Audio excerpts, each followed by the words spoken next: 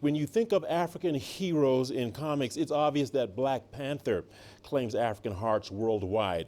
Well, however, these are stories created outside Africa. Inside the continent, the financial and skills gap hamper artists' creative capacity. In Maputo, local artists at Anima, a creative arts and design company, have launched the first graphic novel in the country, slotting the company in an exclusive group of creators capturing African stories in digital form. Let's take a look. Okay.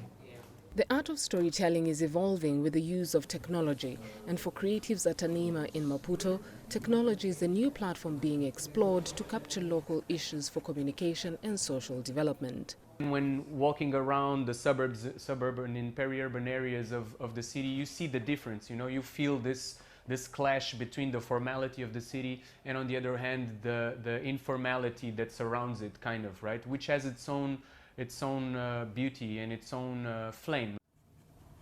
That flame inspired the creation of a graphic novel set in the city featuring African heroes using the power of science to do good.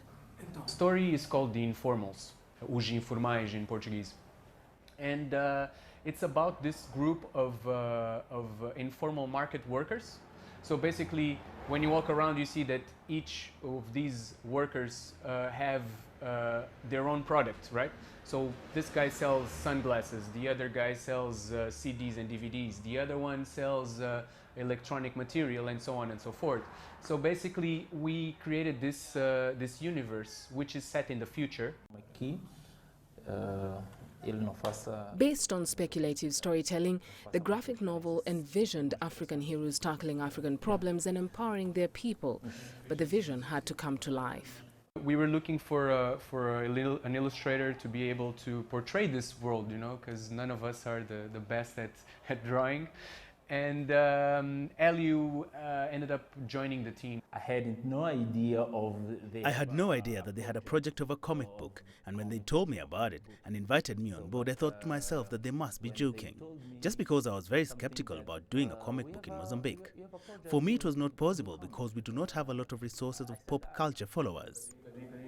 As trailblazers in this field in the country, Anima hope this graphic novel will have an impact beyond the digital space to trigger public engagement.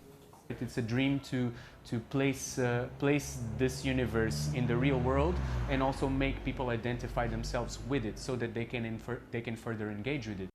And for the team, they hope the strides made will not only cast a light on creatives in Mozambique, but the region as a whole. I draw to be references.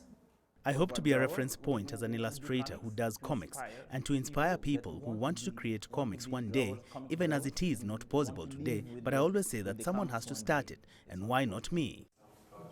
4 episodes done, and the future holds an endless list of possible stories to be captured. Maybe through the graphic novel The Informals, Africa will have more than the Black Panther to celebrate. Beryl Oro, CGTN, Maputo, Mozambique.